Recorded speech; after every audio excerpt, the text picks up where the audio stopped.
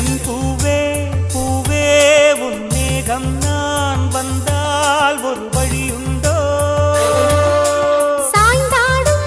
சங்கில் துளி பட்டாலும் முத்தாகிடும் முத்துண்டே